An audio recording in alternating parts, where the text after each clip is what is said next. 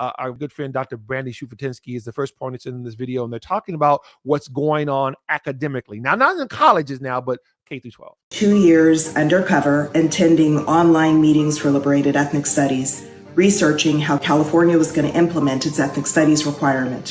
What I found there disturbed me.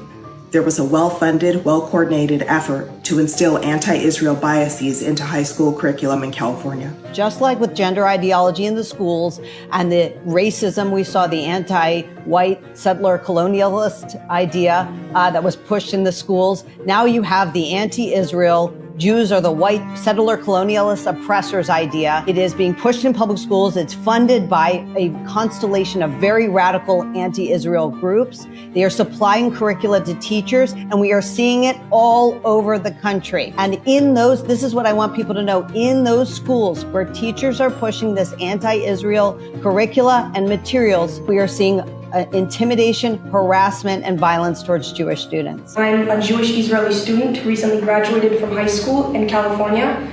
Over the past year, since the beginning of the war, our school has completely boomed with incidents of anti-Semitism and racism directed towards Israeli and Jewish students.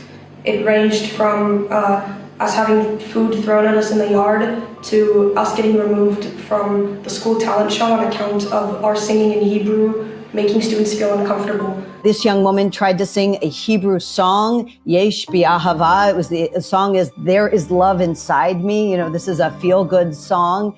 And she dedicated it to her family in Israel. This was at a talent show in which many students were singing songs from their ethnic heritage. She was pulled aside afterward and told that there would be a meeting about her song because it was offensive to people. You can read more about my story and the stories of many other Jewish students at thefp.com. It's a free press. Now, it is an article that was actually written about 2 weeks ago. Part of the reason why the Trump campaign, and by default the Republican Party, was able to cobble together such a broad coalition, Donald Trump spoke to where people are. He spoke to them economically. He spoke in terms of security, the border. He spoke to them in terms of education. The majority, something like 54% of parents voted for Trump. One of the things that we know that the Trump administration was doing was touting education choice. It is one of the universal things like economy, jobs. So parents of school-age children who voted for Donald Trump, many of them did so because of the concern that they have with the indoctrination of their child in public schools. Whether that indoctrination is transitioning them from boy to girl and girl to boy and not saying anything in the parents, gender confusion, whether that indoctrination is Marxism, America was founded by white settler colonialists, all slave catchers and slave masters who were committing genocide against the Native Americans. There's no redeeming quality for the United States of America whatsoever. It's bad, bad, bad, bad, bad. White people are evil, or even the anti-Zionist one, both for our Jewish and non-Jewish parents who are, like you just saw in that quick little clip, these kids are being taught from K through 12 that Israel is a settler colonial. So, ladies and gentlemen, we talk about pogrom, why it's much worse going on here. It's in our schools, it's in our colleges, it's in the State Department.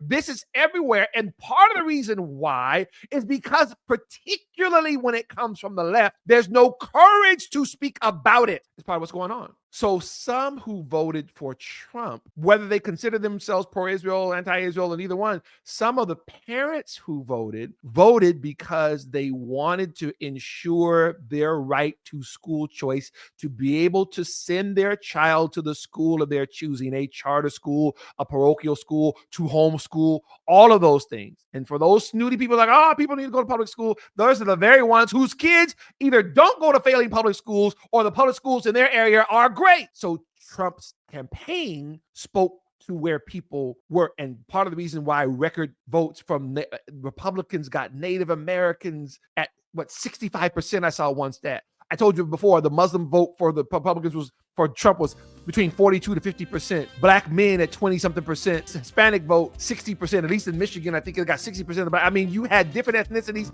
and the biggest Jewish vote in decades, if not ever, in terms of a Republican candidate. Why?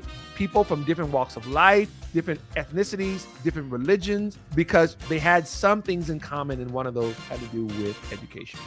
Truth to Power Live with Jimmy Study Washington.